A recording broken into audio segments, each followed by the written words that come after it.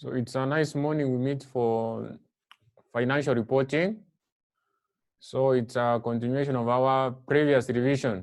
So we have been talking about group accounting. That one we tackled as the first topic. So we are under the topic of published financial statements. So this is very common and compulsory.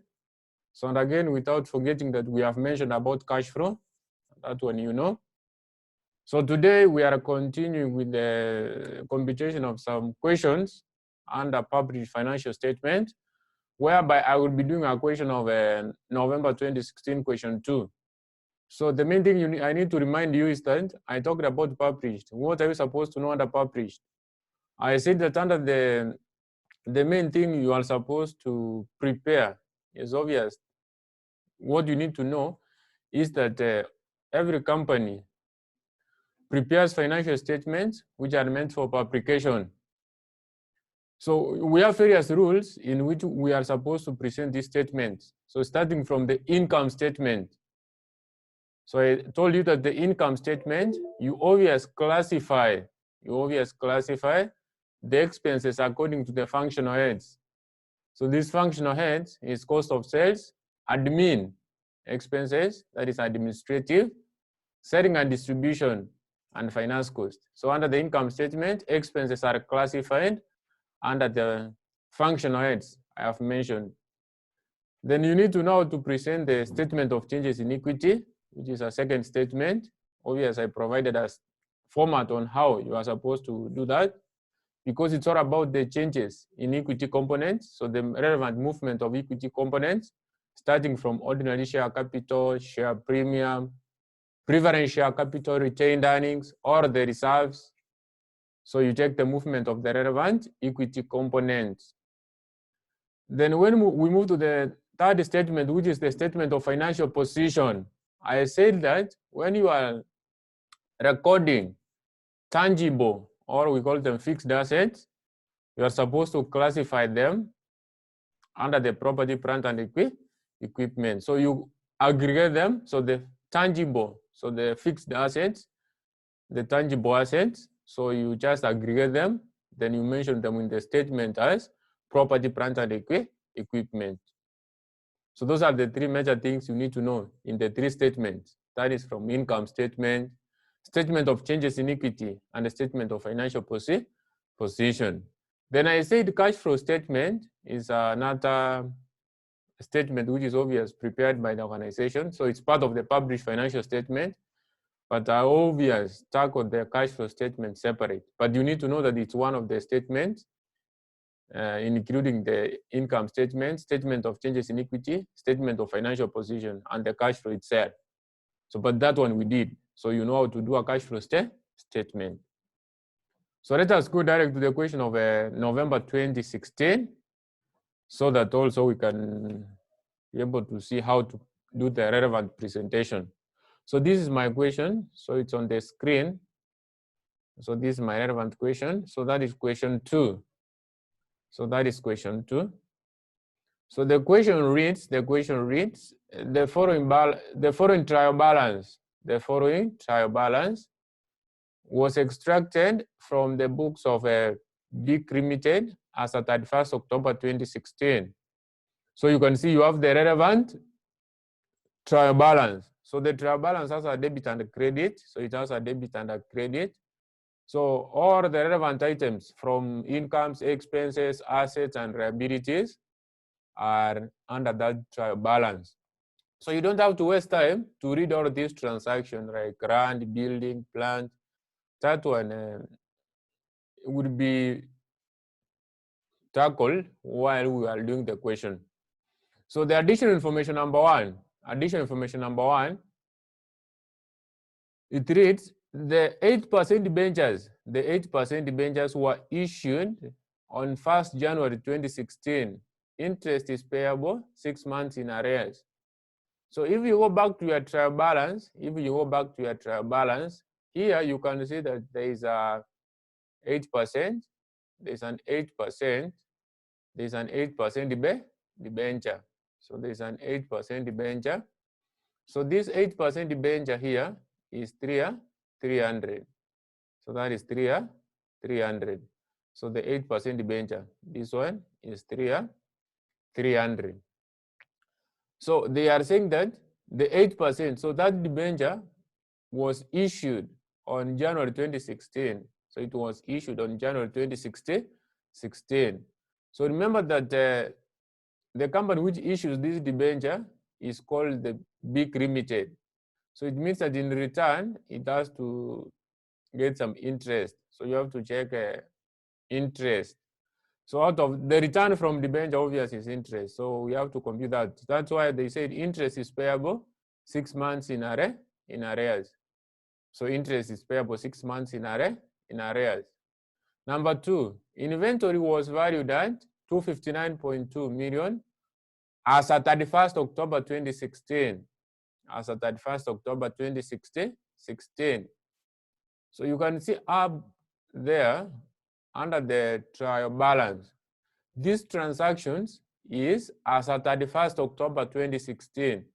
So meaning that while they told us inventory was valued at 259.2 as at 31st October 2016, it means that that is the closing inventory, so the closing stock. Number 3, on 1st November 2015, BIC Limited entered into a 5-year lease agreement for an item of plant. This item had an estimated useful life of 5 years. The annual rental, which was payable in advance with effect from 1st November 2015, was 132. The fair value of the plant is 552, and the implicit interest rate is 10% per annum. So we are told that there was a lease agreement here, whereby on 1st November, BIC entered into a 5-year lease of an item of plant. So the item had an estimated useful life of 5 years. The annual rental, which is payable in advance. So let's say that right now, this financial year ends on October 2016. So it starts on 1st November 2015.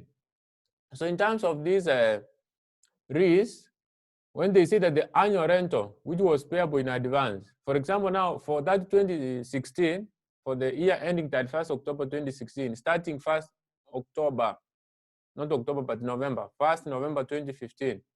So the relevant financial year, the current year, we are trying to present the relevant statement. So it means that once they start the year under the lease agreement, they were supposed to pay the relevant annual rental. So they were supposed to pay. So on this scenario, you can see that this plant had a useful life of 5 years. So the annual rental is payable in advance. So when in advance, it means that at the start of every year, if they were supposed to pay an annual rent of 132, when they start a financial year, immediately they pay, even before they pay interest. So we have in arrears, and sometimes you can find that in advance. So this is in advance. So sometimes you can find you are told in terms of arrears. So arrears now, it's at the end of the year, but in advance, obviously the relevant annual rent is payable at the start of the year. So if it's 2020, when we start the relevant 2020, January, we pay first the 132. So if you are under this agreement, even before you pay the interest, so you pay the relevant annual rent. So the fair value of the plant is 552, and the implicit interest rate is 10% per annum. So this plant, which was being used by BIC in the market, the total value of that plant, the fair value of the plant is 552, and the implicit interest rate is 10% per annum. Number 4, plant is depreciated at a rate of 15% per annum using reducing balance method.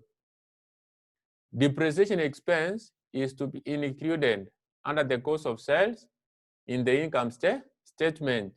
So plant is depreciated at a rate of 15% per annum using the reducing balance method. So you know that we have depreciation. So we have depreciation. So depreciation, you need to know which method you are supposed to use according to the question. So you know that when you are doing depreciation, you can either use you can either use reducing balance method, you can use straight line method, or sometimes you can be given sum of digit method. So you need to understand those three. So that one will tackle under financial accounting. So I think you know how to deal with reducing balance. Anyway, I will show you because this is what they have asked in note 4. Then you need to know how to deal with straight line. Remember that straight line, you just take the relevant cost of the asset, you multiply with the percentage of depreciation you are given. So if it is reducing, so remember that the reducing first, you have to take the cost, you subtract accumulated depreciation. After reducing that accumulated depreciation from the cost of the relevant asset which is depreciated, then the figure you arrive at, you multiply now with the relevant depreciation rate you are given for that financial year. Then we have a sum of digit method, which is more of a complex, but it's not mostly tested. So they always test straight line or reducing. Number 5, land and building were revalued on 1st November 2015 at shilling 600 million and 1050 million respectively. So you can see that there was a rand which was revalued. It was revalued at 600 and 1050. So you compare with what you have from the trial balance. What we can see here under the trial balance, you can see up there under my cursor there, you can see rand is 400. Then building is the relevant building is 1200. So the relevant building is 1200. So it was revalued to 600 and 1050. So we have to check if there's a revaluation gain or if there's a revaluation loss. So in that sentence, that is note 4, they continue saying that the building was estimated to have a useful life of 35 years. So the building was estimated to have a useful life of 35 years with a near book value at the end of the economic lives. With a near book value at the end of the economic lives. So 6, that is the corporate tax rate. So the corporate tax for the year ended 31st October 2016 was estimated to be 169.8. The corporate tax for the year ended 31st October 2016 was estimated at 169.8. The deferred tax provision as of 31st October 2016, was increased. So it was increased to 84.6. It was increased to 84.6. So this is a question of November 2016. So for the one who are joining. So that is okay. So once we have interpreted the additional information, remember that in this question, it has what you can be told to prepare or what you can be told to present in any published financial statement question. Because you can be told to do an income statement, you can be told to do a statement of changes in equity, or you can be told to do a statement of financial position. So you need to know all the techniques. So I talked about those techniques which you are supposed to know. So and obviously I said that under this trial balance, you know that it contains assets, liabilities, expenses. Like now you can see we have land, building, plant, purchases, distribution expense, admin, loan, raise the plant, inventory. We have account receivable, we have long-term investments, we have revenue, ordinary share capital, income from investment, retained earnings. We have 8% debentures, dividends paid, accounts payable, cash in hand. Then we have deferred tax. So those one you know, it's all about assets, liabilities, expenses, and income. So the main thing I have said is all about the way we have read the additional information. So we have gone through this additional information. So we have gone through that. So now the next thing is all about, so the next thing now is all about to compute, to present the income statement as we are told here. So the income statement, statement of changes in equity, and the statement of financial position. So that is the main thing. So already I said that I think you know how to, you know the relevant techniques, which I mentioned earlier enough. So obvious, I think you have these notes, which I shared with you guys. So you have all the techniques up there. So the notes which I presented here, so which I explained. So we can do the presentation anyway. We can do the presentation. So the presentation of that question.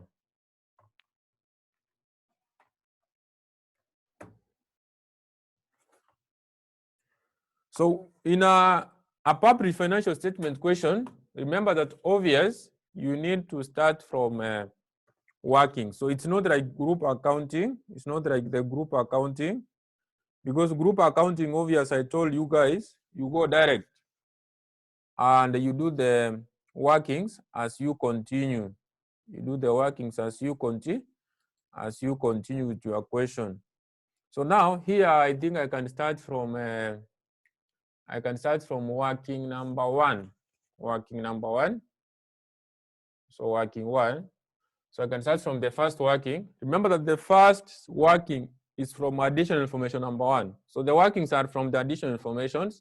That is the areas you need to interpret.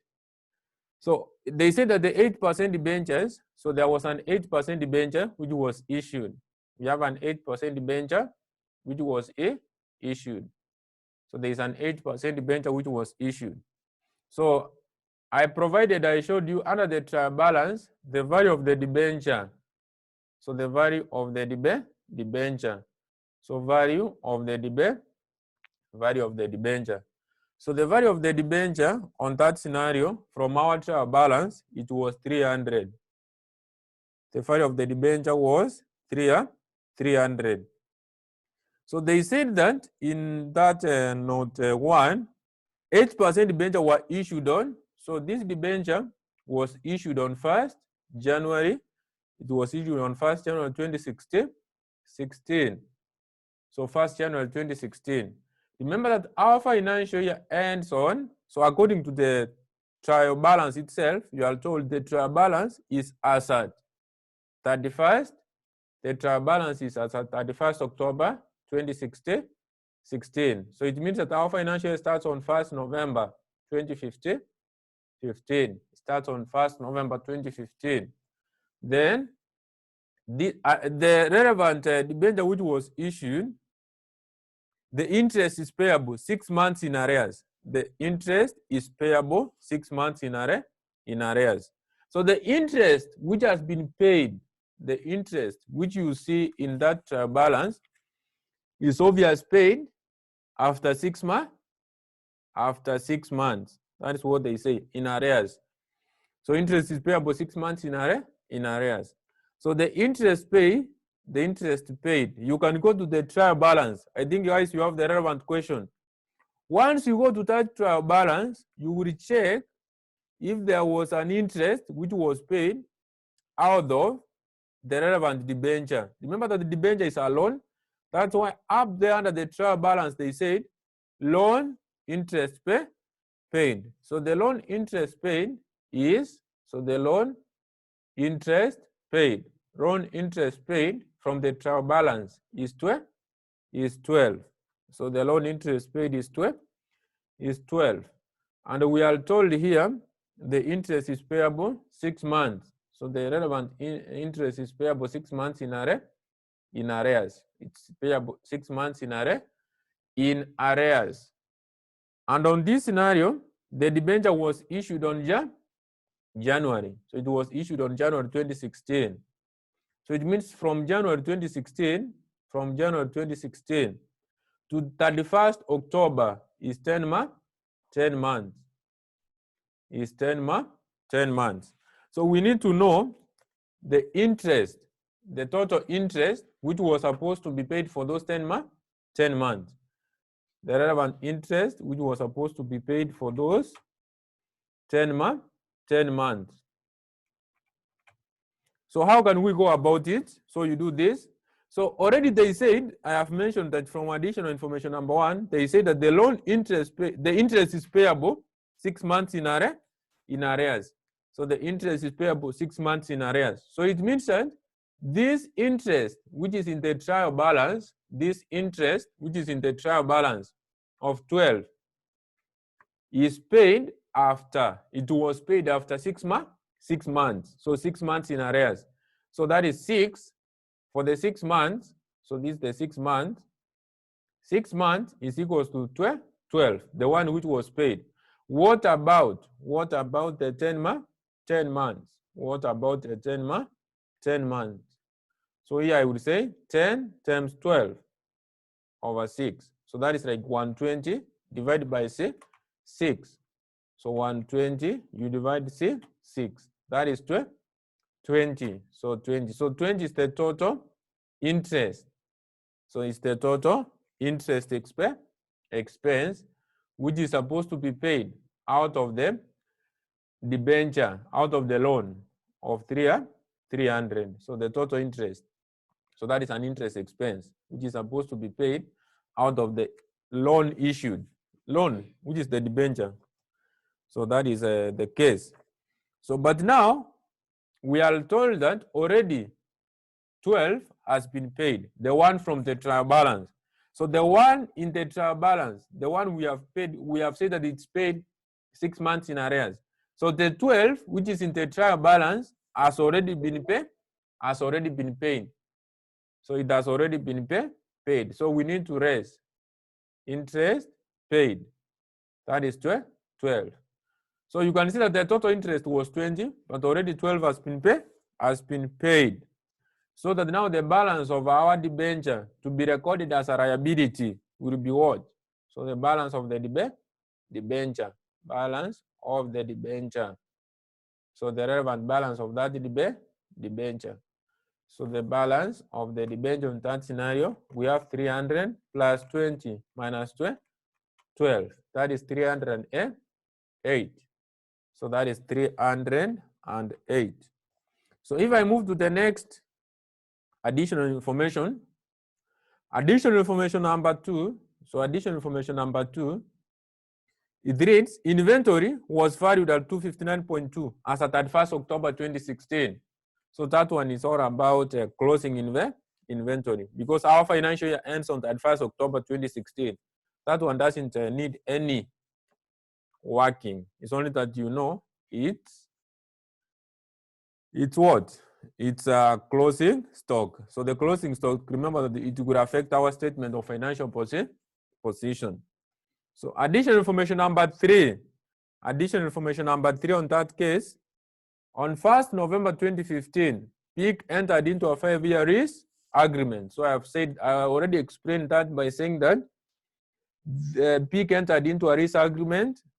So when he entered into this lease agreement of using a relevant plant, so the plant had a useful life of 5 years, then annual rental is payable in advance. That is, when it's in advance, it means that this relevant annual rental was paid at every start of the financial year, but not at the end. So when it's in arrears, is when the amount is paid at the end of the year, but in advance, it's paid at the start of the year. The value of the plant is 552. So the total value, the fair value, and the interest rate is 10% per annum. So on that scenario, we are supposed to do the second working, which is called risk amortization. So we do a risk amortization schedule. So risk amortization schedule. Risk amortization schedule. So on this case, we have the year. Remember that it has 5 years useful life. So balance brought down. So the balance brought down. So BD means balance brought down. Then we have the installment paid. So remember that I said the installment, as they said in that question, the annual rental is payable in advance. That's why after balance brought down, I'm recording installment, because at the start of every financial year, even before they pay interest, they have to pay the installment. Then after that, now we need to get the balance. So what is the balance they are supposed to pay next financial year? So this balance now is the one which is supposed to be subjected to an interest. Interest, they said, is 10%. So the relevant 10% implicit interest. Then now we have the balance carried down to be taken to the next financial year. So we have the balance carried down. So remember that our years, so they say that on 1st November, that is note 3, on 1st November 2015, PIC entered into a 5-year lease agreement. He entered into a 5-year lease agreement. He entered on which date? 1st November. So it was 1st November 2015. It was 1st November 2015. Then the relevant plant has a useful life of 5 years. So it means that it will run for 5 years. So 2016, 2017, we have 2018. So those are 4. Then 2019 is the 5th one. So the 5 useful lives. 1, 2, 3, 4, 5. So 5 economic lives. So they have said useful life. So the 5 years. So on this point, the balance brought down. So this plant, which was raised by PIC, it had a fair value. So the total value, the fair value in the market of this plant was 552. So that is the total value. Remember that the annual installment, so the annual rental was payable in advance. And this one is paid every year.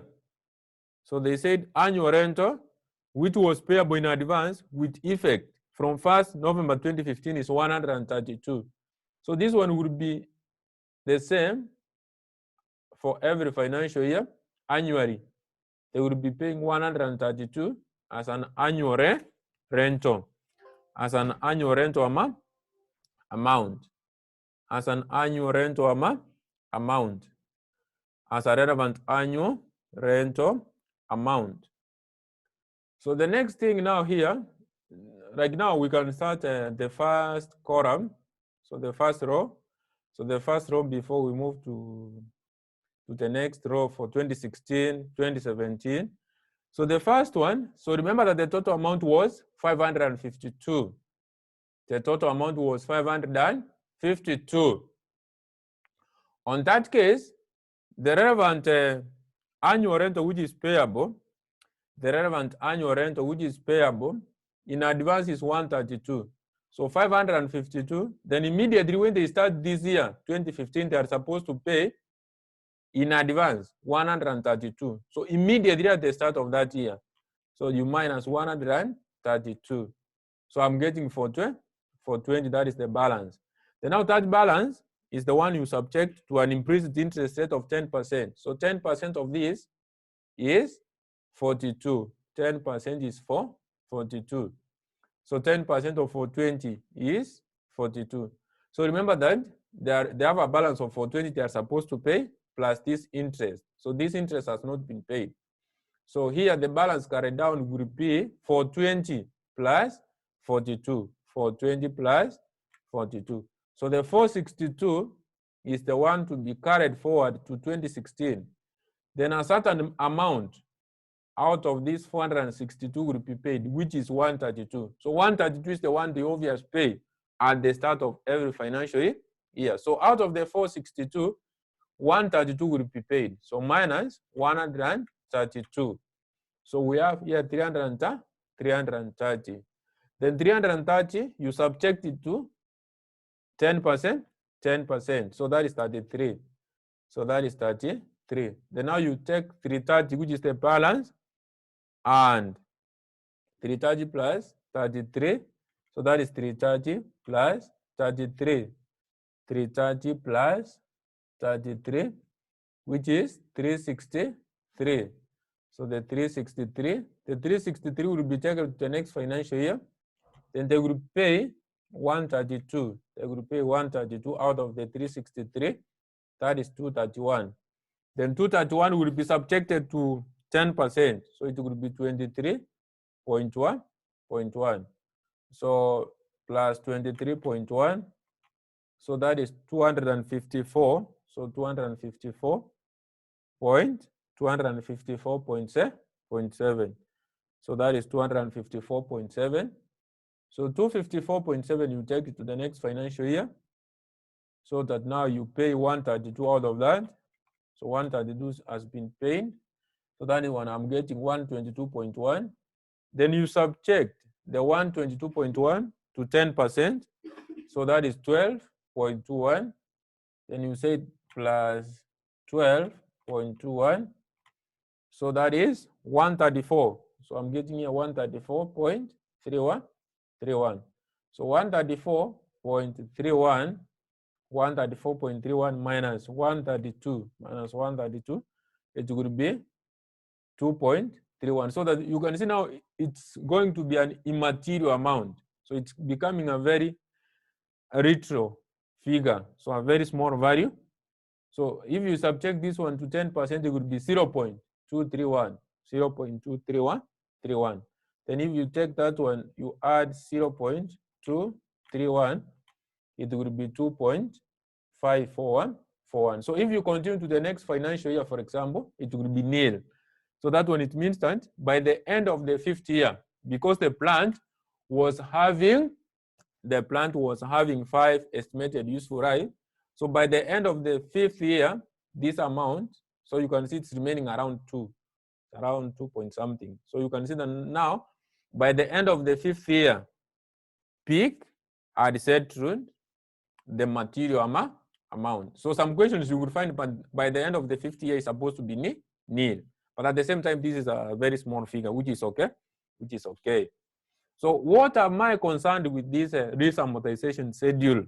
What are you supposed to check? So remember that in our question, what you are told to do is the relevant statement as at which financial year? As at, like now you can see required income statement of BIC on first, I've said income statement of BIC Limited in a form of suitable publication for the year ended 31st October 2016. So our books are as at 31st October. So you are supposed to prepare your books as at October 2016. So you are supposed to prepare your books as at 31st October 2016. So you can see our main concern would be in this financial year, because now 2016 it's here. This is my 2016. That is my relevant 2016. So what am I supposed to pick from that 2016? So I have to check a current liability. I have to check for the current liability. From that case, I have to check for the non-current liability. I have to check for non-current liability. And I have to check the interest. I have to check interest. So the interest paid.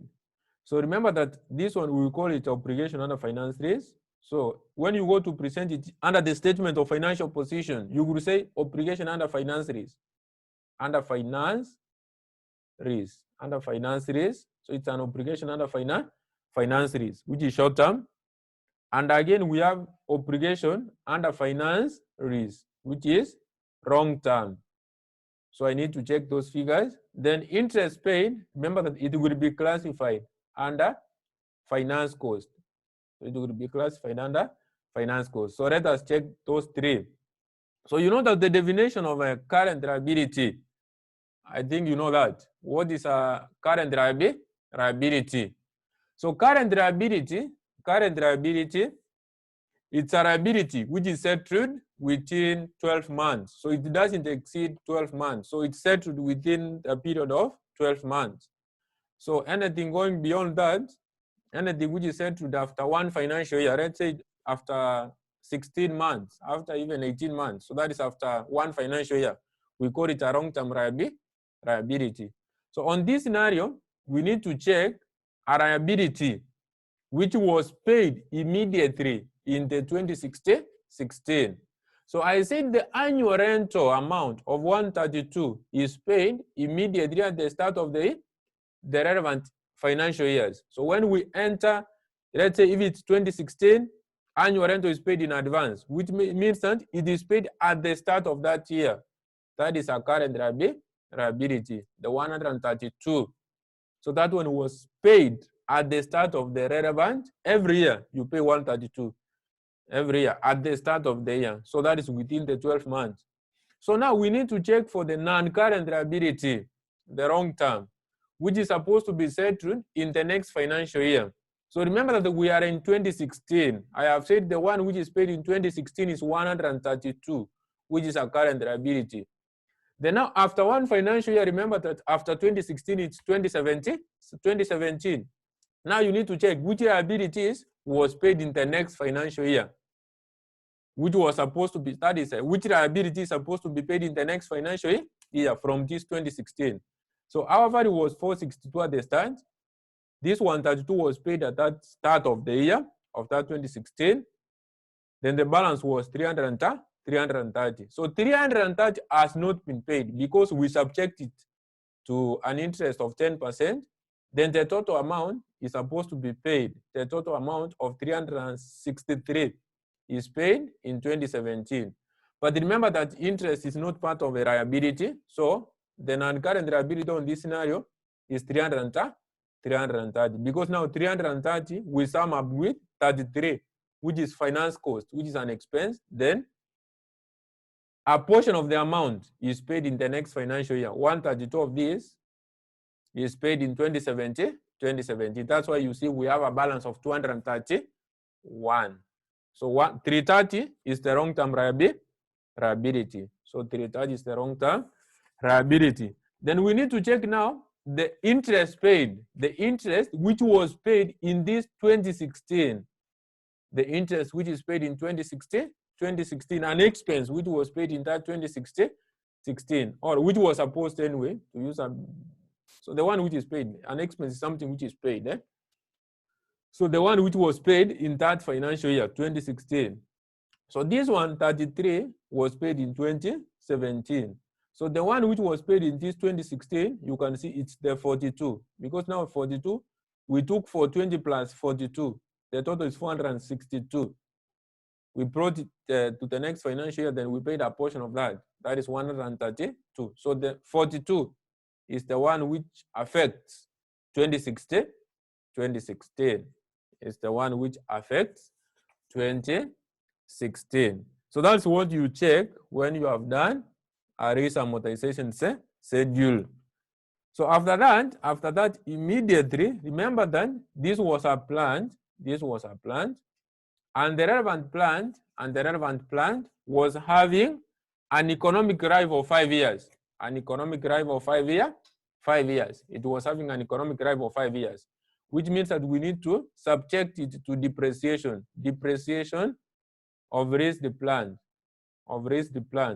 So it has to depreciate over the 5 years. So the fair value, the total value was 552. The total value was 552. Then we divide by the 5 years.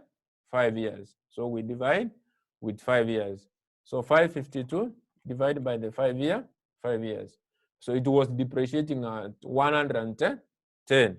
That's why you can see in the next point after note 3, note 4, they said plant is depreciated at a rate of 15% per annum using reducing balance method. That is the plant which you have from the relevant trial balance. But the one which is a risked plant, that one was depreciated over the useful life.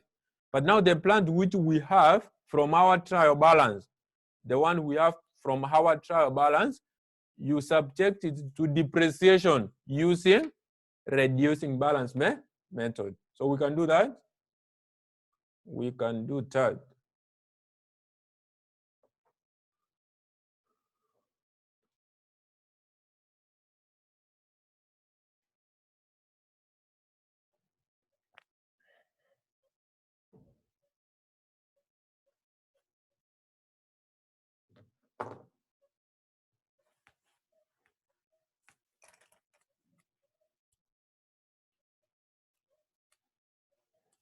And I think guys, you have you will be, it's just you are supposed to be checking, to be understanding, because you have the relevant notes. So if you have printed the handout I provided, The only thing you could have been doing for now is just going through and understanding what I was doing in that computations. So I was saying the next thing I'm supposed to do is the depreciation of the plant as per note 4. Depreciation of plant. So the depreciation of plant as per note 4. Use reducing balance method. So reducing balance method, first we take cost minus accumulated depreciation. So we have the plant, so I can say plant cost. So the plant cost. So from the trial balance is 936. So first we need to raise. So this is what we say by reducing. So we raise accumulated depreciation. So raise accumulated depreciation. So raise accumulated depreciation. So accumulated depreciation is 156. So that is 156. So if you take that, this one is 0, this one is 8, and this one is 7. So that is 780. So after that now, after getting 780, then now you take that 780, you multiply with the 15% you are given. So that's how you do reducing. That is how you do the relevant reducing method. So 780 times 0.15. So that is 117. Then now the next additional information after doing note 4 is note 5. Note 5 was concerning land and building, which was revalued. Which means that the next working, our next working, that it was working, so this is working, it was working 3, then this is working 4. So working 4, we talk about the revaluation because now land was revalued and the building was revalued. So we need to check the revaluation, gain or loss. So we talk about the revaluation of land and the building. Revaluation of land and building. And what you do is just a comparative analysis of what you have from the trial balance and what you have in the additional information. So if the figures, for example, if from the trial balance, the figure for land is 200, then under the additional information, what you are given is 400, it means that it increased. So revalued amount, what you are given in the additional information, revalued, so I can say revalued, not revaluation. So revalued amount, so revalued amount. So the revalued amount, you can see you are told that rand was revalued. Rand was revalued to what? According to note 5. Rand and the building were revalued on 1st November at 600 and 1050. So and 1050. Then now net book value. So you compare with net book value. Net book value. So the net book value from the relevant trial balance. So from trial balance. So from the trial balance. So from the trial balance, remember that from the trial balance, I have said net book value, and you know what's net book value? Cost minus accumulated. Cost minus accumulated depreciation. So land is never depreciated, which means that I will just record the figure you are given there under the trial balance. That is 400. Then net book value of building, you need to check if it was subjected to an accumulated depreciation. That's why I've specifically mentioned net book value. So the cost of the building from the trial balance is 1200. Then accumulated depreciation of that building from the trial balance, accumulated depreciation of that building is the last thing down there under the trial balance, the second last entry. So that is a 360. So cost minus accumulated depreciation, that's what you call net book value. So 1200 minus 360. 1200 minus 360, that is 840. That is 840. So the 840. 840. So you can see that it's not a mass even a subtract, but that's what you are supposed to do. So you can see that what you have from the book value is this. Then they were revalued to this amount. So they were revalued to those amounts. So which means that we have a revaluation, gain. We have a revaluation gain of, here we have 200 because the difference. Then 1050 minus 840, 1050 minus 840, that one is 210. That is 210. So the total would be 410. So that is the total amount. So the total is 410. So this is the total. So total amount. So that is the total revaluation gain. So total revaluation gain. So total revaluation gain. So after doing note 5, I will go with note 6. I will go to note 6. So note 6, they said corporate tax for the year ended 31st October 2016 was estimated at 169.8. Deferred tax provision as at 31st October 2016 was increased to 84.6. So on that case, you are supposed to check for tax. So that is income tax.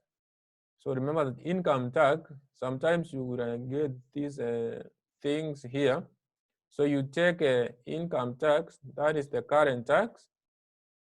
So current tax plus increase in deferred tax. So if it's a decrease, you subtract increase in deferred tax. So the increase in deferred tax. Then you are supposed to add. You are supposed to add tax under provision. So you are supposed to add a tax under provision. Then you minus tax over provision. You minus a tax over provision. You minus tax over provision. So on that scenario, the current tax is the tax which is paid under the current financial year. Under this year, which was ending 2016, October, you can see you are told corporate tax for the year was 169. So this corporate tax is 169.8. Then we need to check increase in deferred tax. That's why they say. So deferred tax is just a provision for future taxes. So it's all about a provision for the future tax. So how would I get that one? So I will open my deferred tax account to determine the relevant tax they provided for the future periods. So it's a future obligation you provide in the current year. Let's say you project, if next year you would be paying a tax of 10 million, you can provide 2 million this year. So it's a future provision. So provision for future taxes. That is a definition of deferred tax. Provision for future taxes. So balance pro down is the one we have from the trial balance. So from the trial balance, the deferred tax you can see is 75, the one you have from the trial balance. Then they said under note 6, the deferred tax provision as at 31st October was increased to. It was increased to. So by the end of the year, it was increased to 84. It was increased from 75 to 84.6. So it means that the difference is the provision they made in that current financial year. So that is the relevant provision. So that is the relevant provision. So the relevant provision 75 minus 84.6. So say 84.6 minus 75 That is 9.6. So 9.6 is what they provided for that financial year. So that is 9.6. That is 9.6. Then tax under provision and over provision. In this question, they are not present. In this question, they are not there. But under provision, let's say if last year you were supposed to pay a tax of 2 million, then you paid 1 million. So you can see that you have understated by 1. So while coming to this year, you need to settle the amount you underprovided last year. So that's where we add. Then an over provision, you do the vice versa. So that is correct. So the next thing now, after doing the analysis, so we are done with the analysis of the additional information. After doing those analyses, the only thing you can do So remember that this is my working 5. Then now working 6. What you can do is very common and is of the main concern.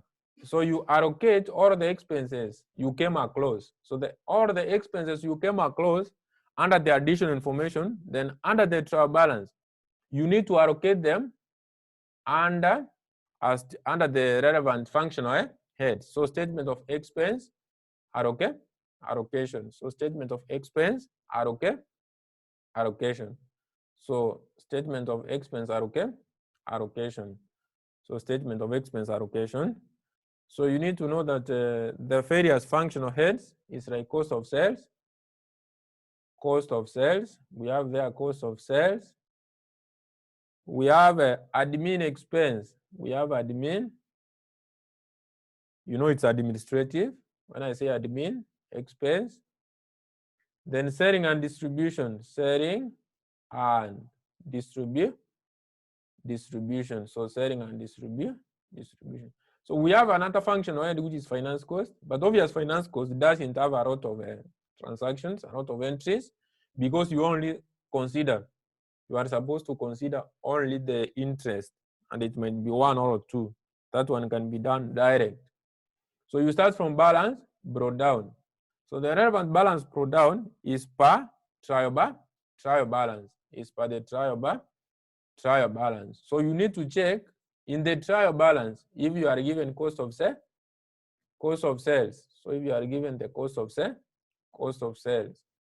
So from the trial balance, if you are not given the cost of sales, obviously you would be given some transaction on how to get it. So you know that you can get it. So on this point, you know the cost of sales is all about opening stock plus purchases. So it's opening stock. So I will use abbreviations plus purchases minus closing stock minus the closing stock. So that is opening stock plus purchases minus the closing stock. So that is opening stock plus purchases minus the closing stock. So the opening stock. So OS means opening stock. So the opening stock on this scenario at the start of the year. So our financial year starts on 1st. Our financial year was starting on 1st November 2015. You can see even from the trial balance. You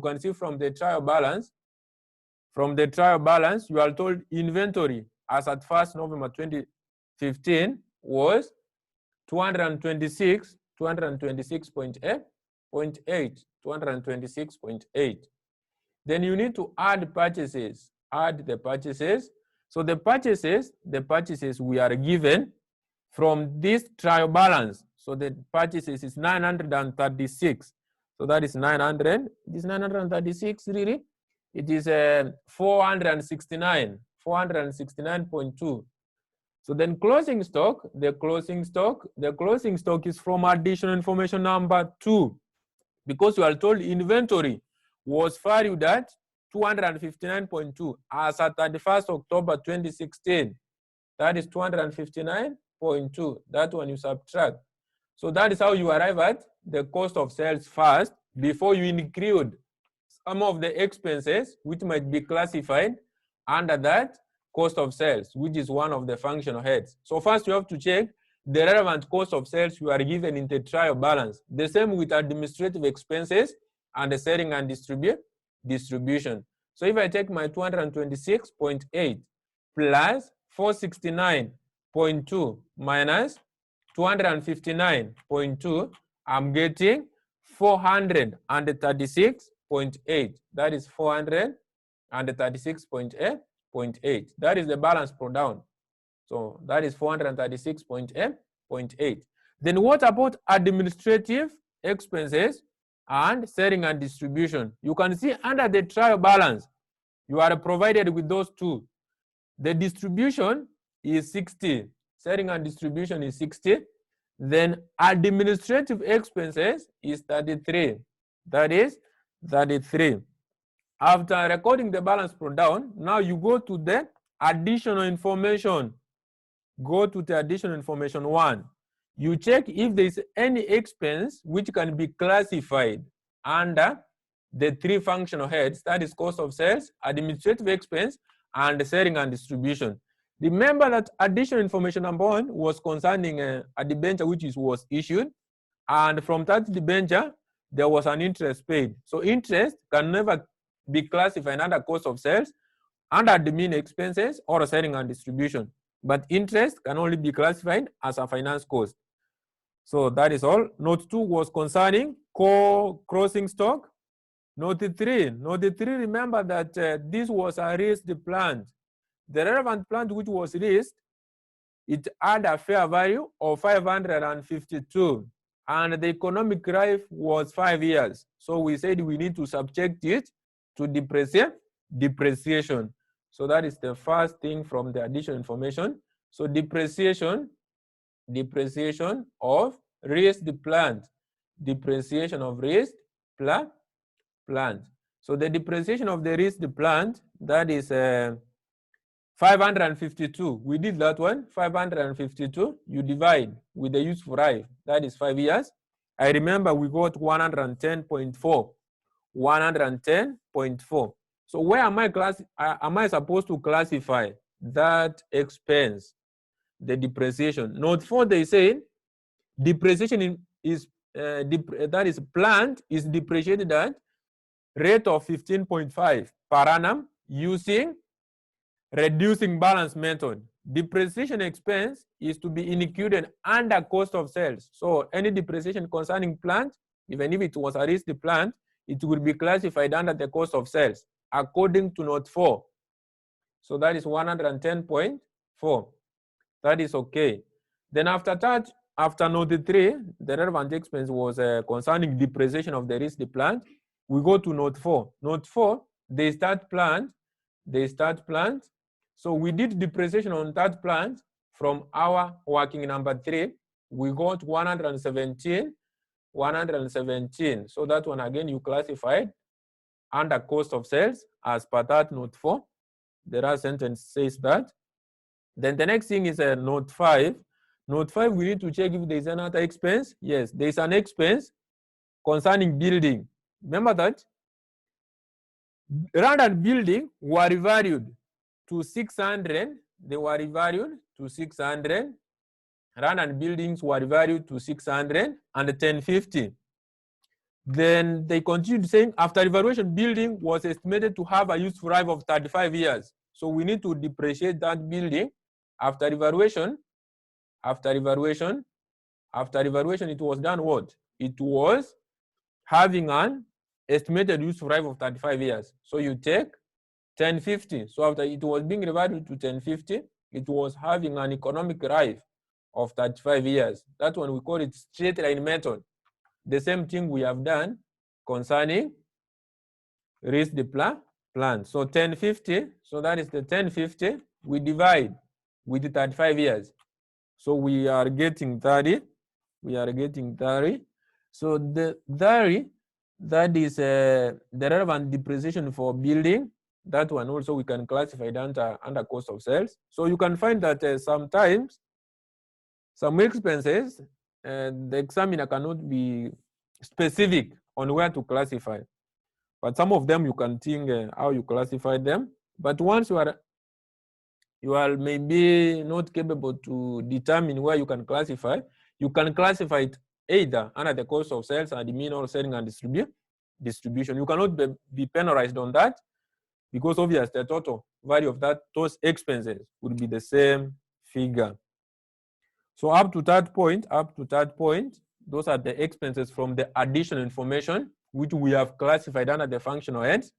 After finishing classifying the expenses under the functional heads from the additional information, you go back to the relevant income statement. You check if there is any of the expenses which has been left out, which was supposed to be classified under the functional heads. That is cost of sales, admin, and selling and distribution. If I can go through my trial balance, the first one I can see is land, building, plant, purchases, distribution, admin, loan interest paid, rents, the plant, inventory, account receivable, long-term investment, revenue, ordinary share capital, income from investment, retained earnings, 8% debenture, dividends paid, accounts payable, cash in hand, deferred tax, bank overdraft, and accumulated depreciation. So there is no another, I can't see another expense which has been ignored. So up to this point, we can get the total. So for admin, I can see 33, and that one is 60. For cost of sales, for the cost of sales is 436.8 plus 110.4 plus 117 plus the 30. So that is 694. That is 694. 694 point what? 694.2. 694.2. So we are done with all the expense, the workings. And remember that workings, you never earn any mark from those workings. So after completing the workings, but they are very major in order to score 100% in your question. So after those relevant interpretations, the next thing now we can do very fast is the presentation of the income statement, statement of changes in equity, and the statement of financial position. So we can do that. With more emphasis, you need to know that you have various criteria you need to know when you are doing an income statement. Like already we have classified the relevant expenses according to the functional heads. So you would be recording them according to those functional heads. So the relevant expenses. Then we can move to statement of changes in equity, which is checking the movement of equity components. Then finally, we do the statement of financial position with more emphasis, whereby you need to classify fixed assets as property, plant, and equipment. So let us present the income statement of that question. So the income statement on this point, remember that we start from that income statement. So it was big. So it was big remitted. It was big remitted. So that is the statement. We have the statement of comprehensive. So statement of comprehensive income. So that was for the year.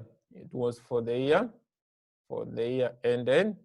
So it was ending October. So for the year ended, according to my question, it was ending 31st October 2016. So this one is very easy because now once you have understood what we have done from the interpretation, just this one is just very easy. So this one can be called turnover, or we can call it sales. So these shillings, so it was shillings in what? According to this question, it was shillings in million.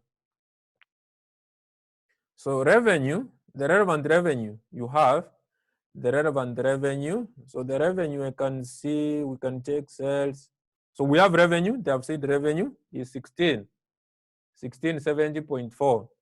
Then we have cost of sales. So remember that cost of sales is from the working. That one you have it. So I can't know its working number what. So it was from the working. So the relevant figure was 694.2. So if I subtract the two, I can get a gross profit. I can get a gross profit. So 1670.4 minus 694.2. 694.2. I'm getting 976.2. After that, I can add incomes. I can add some incomes. Before I subtract expenses. So some of the incomes which are present in this question, from my trial balance, there was an investment. There was an income from investment. So you can say investment income. So they call it income from investment. That is 27. Then now after that, there is no another income. We raise expenses. So we raise the relevant expenses. So the relevant expenses, we have administrative expenses. So administrative expenses, So this one even never needed any working because there is no any other expense which were classified. It's just we took 33. Then even selling and distribution, there is no any expense which was classified under that. So it's just the relevant figure we took. So that is but sometimes you can find that there are other expenses which you are supposed to add to that what you are given from the trial balance.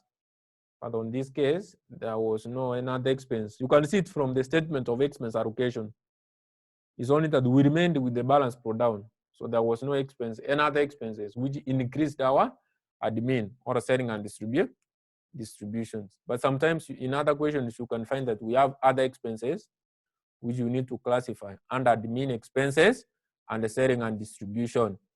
Up to that point, you know that you are getting profit before interest and profit before interest and what? Before interest and the tax. So profit before interest and the tax. That is plus 27 minus 33 minus 60. So that is 910. So this is 910.2, 910.2, because here is 976.2 plus 27 minus 33 minus 60. So that is okay. So after that, remember that I've said profit before interest and tax. So I can raise interest, which is under finance cost. And under finance cost, remember that we have two interests which were paid.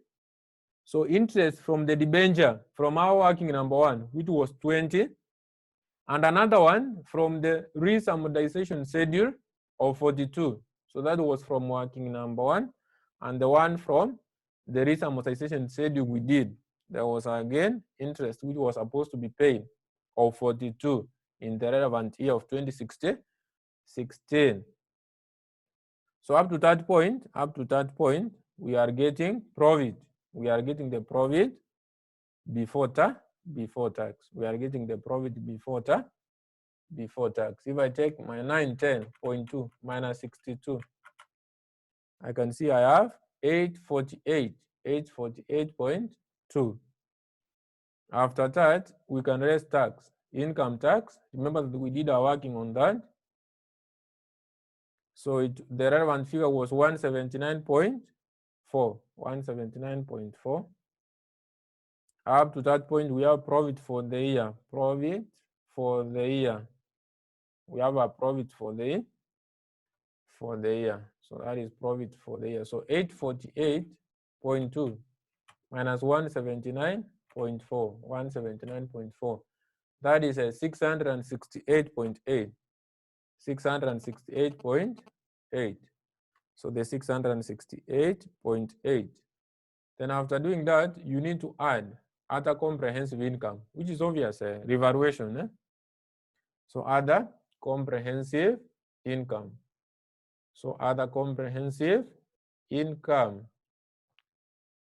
So the most other comprehensive income, which is never subjected to tax, is a revaluation gain. So on this point, it was run and building. And mostly you find it's run and building. They call it property. Remember that the run and building is just a property. Run and building is the property. So there's a handout I shared to you guys. So it has all of the notes concerning what you need to understand what's a property. So run and building. So investment property, that is a IS40. So you can read that one, how you value it using fair value model, or there is another model which is called cost model. So read that. So from that handout, I'm sure you would have 20 marks in your exam. If you can check on that handout, the handout I shared. So up to that point, we have total comprehensive. We have a total comprehensive income. So plus 410. So I'm getting 1078.8.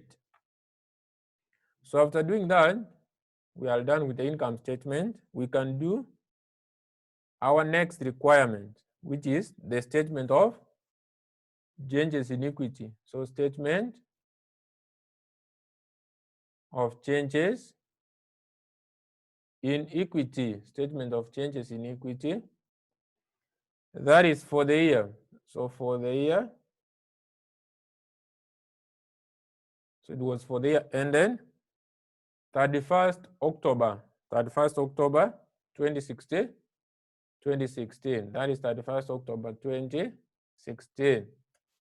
So remember that statement of changes in equity shows the movement of equity components, and you need to know them.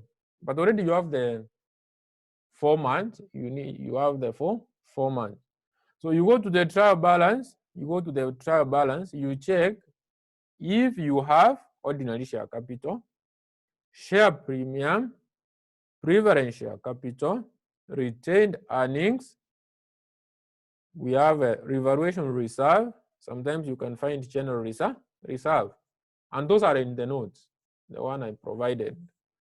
So you go with what you have from the trial balance.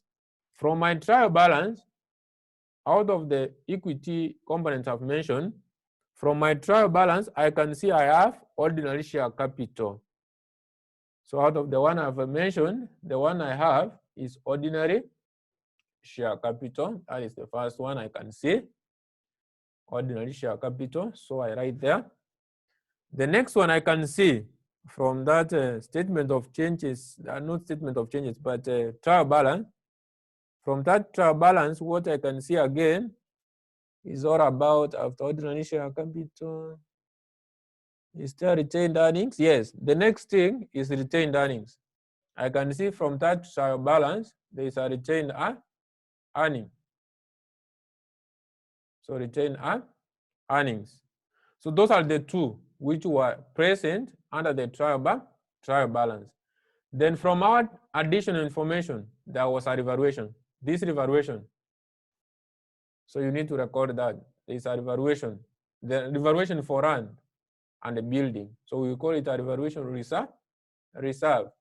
So that revaluation from the additional information. Mostly revaluation, you will find it from the additional information. So those are the three equity components which are represented in this question. So then the last column is total. So you start from balance, brought down. Balance brought down. That is as per trial balance. So the ordinary share capital as per that trial balance is 900. Retained earnings is 717. Retained earnings is 717. So this one is not in the trial balance. It is under the additional information, and it's 410. So I will take 900 plus 717. So that is 1617. From our previous format, from what I provided, after that you need to check issue of shares at premium. So there was no issue of shares in this question. That one you have from the format. The next thing is revaluation gain. Is there revaluation gain? It's present. So you go with what you have. Revaluation gain, the 410. This one. So the total is 410. After that format is the profit. Profit for the year. Profit for the year. So profit for the year will affect our retained earnings. And the profit for the year is from the income statement, the one you have prepared. That is 668.8. 668.8. After that, the next thing, according to our format, is dividends paid. Was there any dividend which was paid? Yes. According to the trial balance, I can see a dividend paid of 90. A dividend paid of 90. Remember, the dividend will be paid out of profit. Obvious. It will be paid out of profit. It would be paid out of that profit. So we subtract there and we subtract. So the next thing under my format is if there was any transfer to general reserve. Even the general reserve itself, it's not present. So this is what we have. And that's how you are supposed to get the 4 marks. But once they mark, they don't mark that everything. Like here, they could have marked 1, 2, 3, 4. So the first 4. So totals are never marked. So that is 900. So the balance carried down here. So 900, that is 717 plus 668.8 minus 90. So that is 1295. That is 1295.8. And this 410. So to get this one, I can even add down there 900 plus 1295.8 plus 410. So that is 26.05.8. 26.08.5. So my last part after doing the relevant statement of changes in equity, my last part would be the statement of financial position. And this statement of financial position, remember that I said, what you need to check is only the fixed assets. So under the fixed assets, the tangible ones like land and building, motor vehicles. So those ones, you never mention them independently in the statement, but you need to classify them under property, plant, and equipment. So you need to aggregate them, then you mention them as property, plant, and equipment in that statement.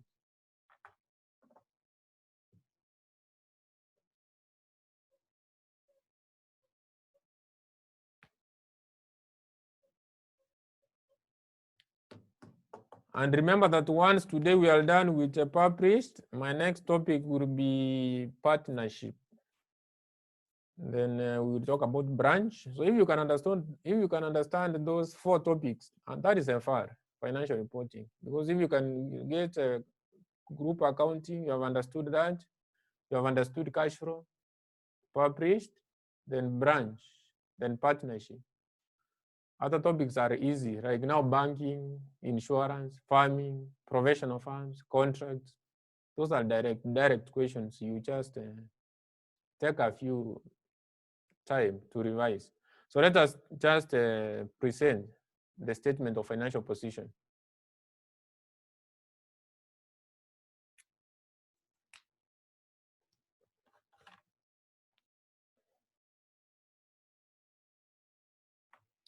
So now statement of financial position, I just mentioned that you need to do a main working under that area. So the main working is all about property, plant, and equipment.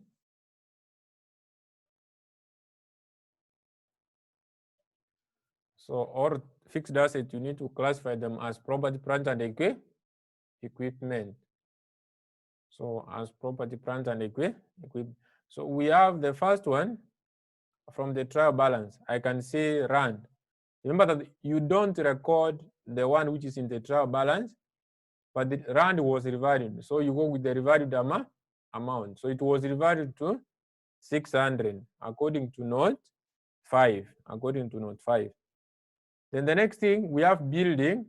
Building was revalued.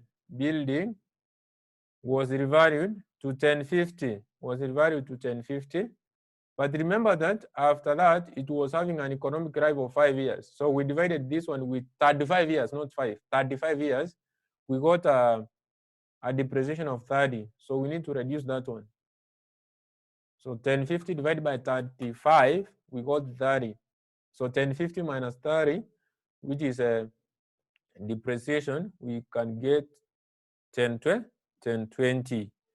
Then next, I can see another asset, which is plant. Plant is another fixed asset.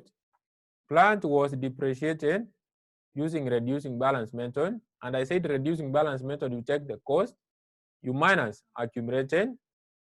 Remember that accumulated depreciation. Then now we need to minus depreciation for the year. We got this one. So this is accumulated depreciation. Then now this is the depreciation for that year. So you do that so that we get the relevant figure to to record. So that is 936 minus 156 minus 117. So that is 663. 663. So that is 663. Then there was a risk plant. Other than the normal plant we have in the trial balance, we have a risk plant which was having a fair value of 552.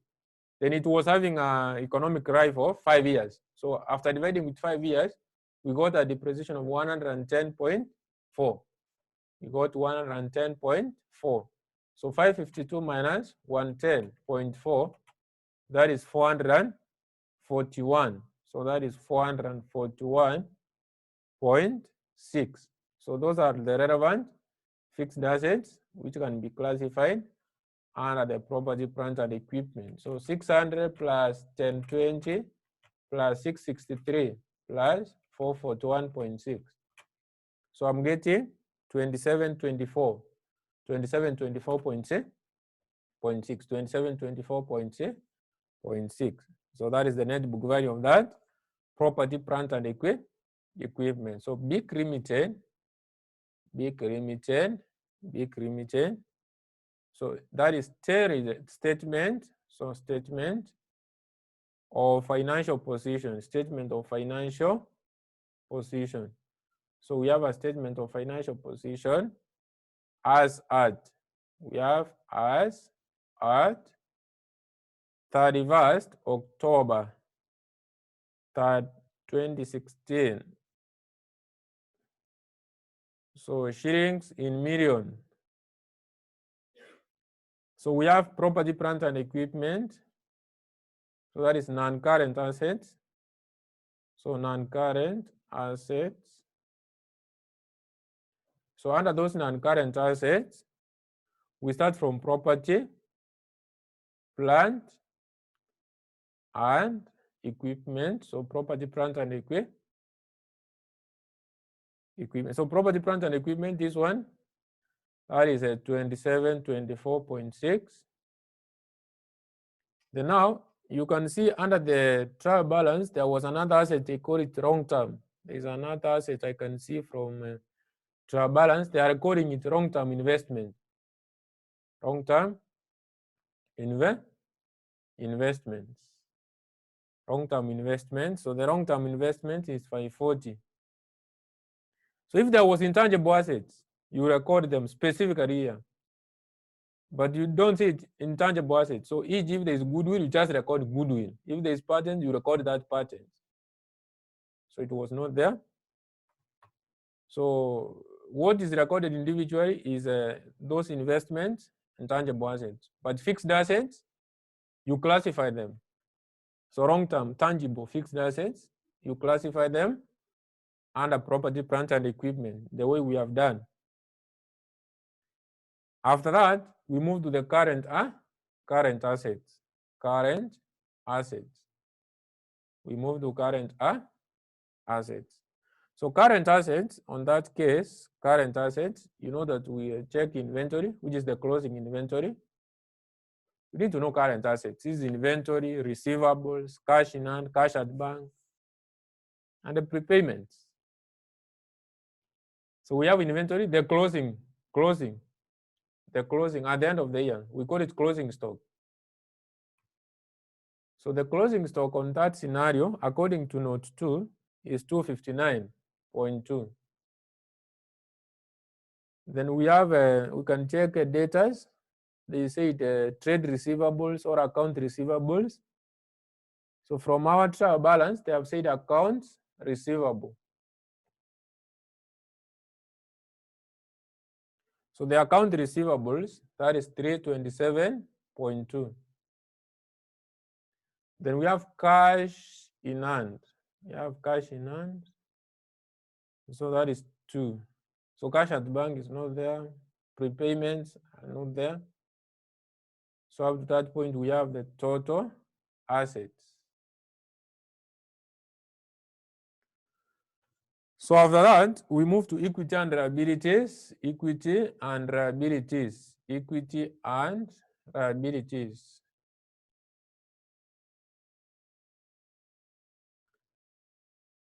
So equity and liabilities. So under equity and liabilities, remember that we need to talk about capital and reserves.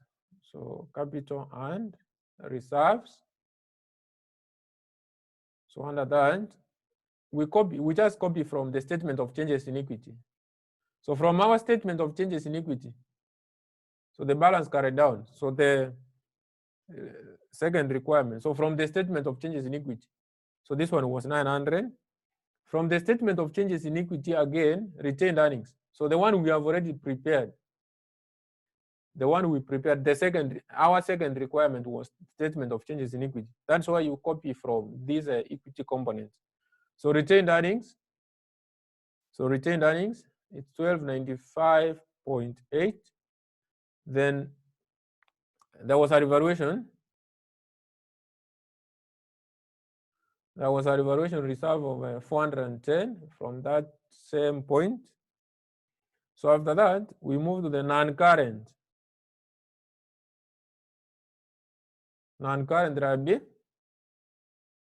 liabilities, non-current liabilities.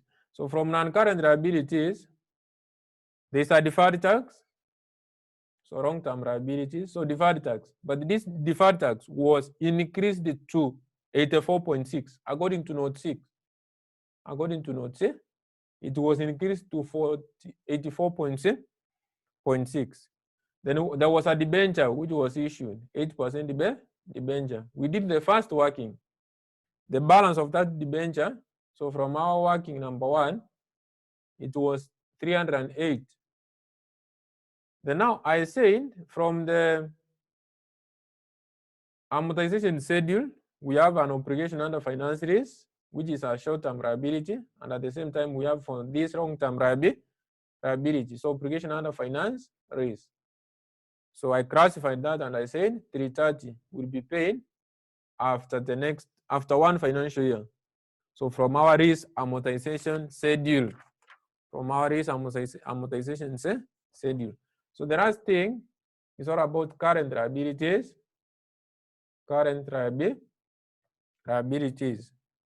So my current liabilities, we have trade payables. So we have trade payables. So trade payable, that is from the trial balance. So 202.4. We have bank overdraft from the trial balance. You know that that is again our current liability. So bank overdraft of 20.4.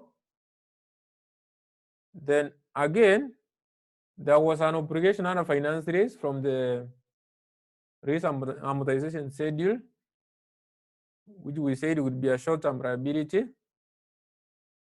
So we call it obligation under finance risk, which is 132. That is a working 132. So this one, I think you remember how I explained from that risk amortization schedule. So then last, remember that obvious the tax according to note 6, the current tax,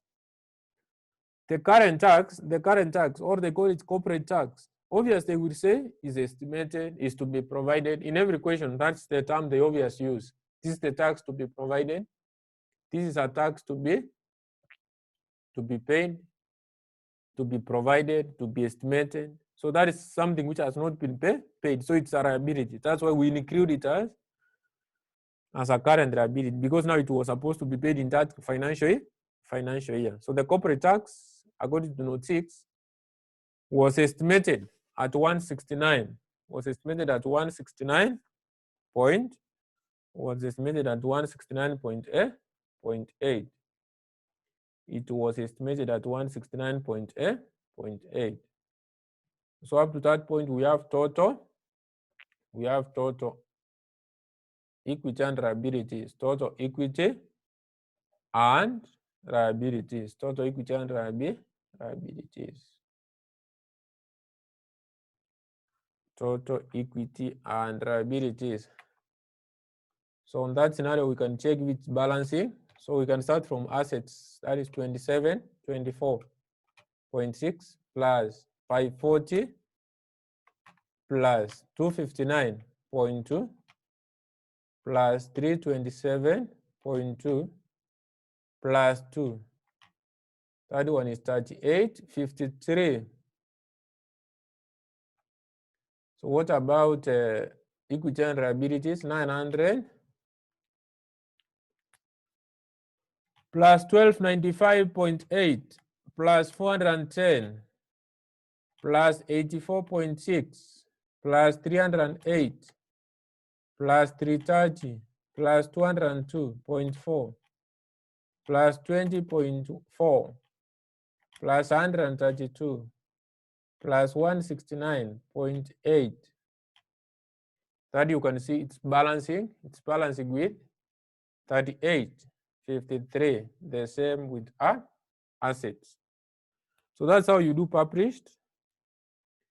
Very easy. So you need to know those rules: classification of expenses, classification of tangible fixed assets, and what you are supposed to do under the statement of changes in iniquity. And that's what you can be asked under published. So guys, if you have any question, any addition, I just welcome your questions. And also, if you have any comment, you can make it, you can put it across before I introduce partnership a bit. So if you have any comment, any question, you can raise your hand. I think you know how to do that so that I can see from my side. Then you can be unmuted to talk. So any question, maybe anybody who is raising his hand.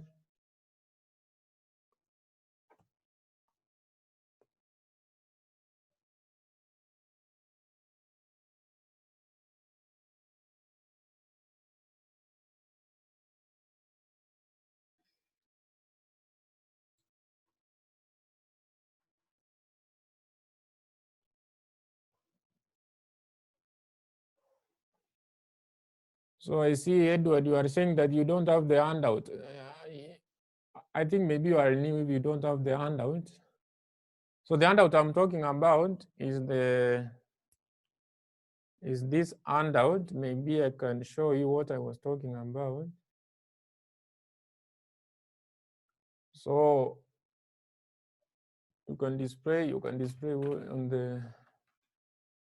So the handout I will share, maybe if you don't have the handout, because it contains some notes and some questions which are solved. So that one will be shared to you, Edward. I think you are in the financial reporting WhatsApp group. So at the same time, you can write a message to me if you have not received that one. I will share direct. So anybody with another question?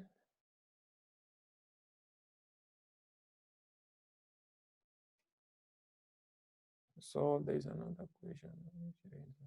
Can't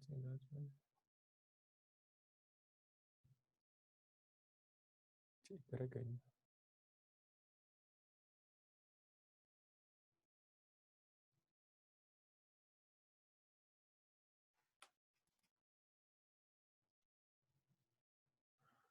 So I think Winston, you are saying that for those working, we use all the time. If that's maybe an additional comment. So anyway, it's okay. So my next topic will be on partnership. And under partnership, you know what's a partner? A partnership is whereby two or more people come together for a common purpose. That is to make a profit. So on that case, on financial reporting, what you need to know is all about when there is a dissolution of a partnership, when there is a case whereby we have amalgamation of a partnership. This came into the syllabus in 2018.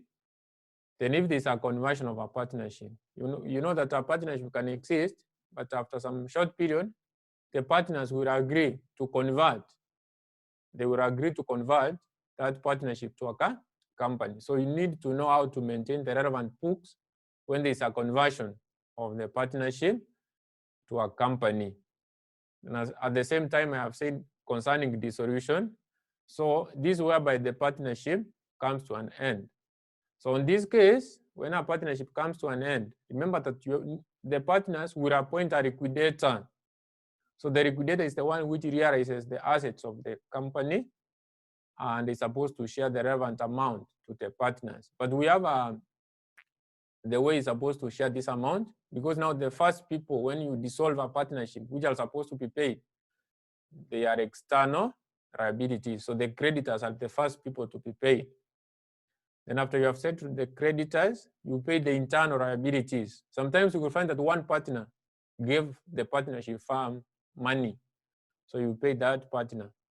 Then after paying that partner, you are supposed to distribute as the liquidator. So the first person is the liquidator. The second person, creditors. So the first person you pay is liquidator, because the first person who realizes the assets. The next one is creditors. The third individual who is paid is the internal partner. Then after internal partners now, the amount which is remaining, you need to determine what the partner's claim is so that you can distribute that amount to the relevant partners. So you can find that sometimes one partner is insolvent, so it's not capable to contribute anything to the partnership. So we need to use a rule called Ghana's and Murray rule, so that we can determine how this negative amount is supposed to be shared among the partners who are so solvent. So you need to know how to do conversion of a partnership firm to a company, dissolution, which I've mentioned, then amalgamation. So amalgamation is whereby you will find that two partnership firms, if there's A partnership, then B partnership, they came together to form one partnership firm. So that one I will be doing 2 questions under conversion, 2 questions under dissolution. Then we will do 2 under amalgamation. So guys, you can have a nice time. We meet next week to do partnership. So I expect you to do more revision, because already I can now, if you can display on the screen here.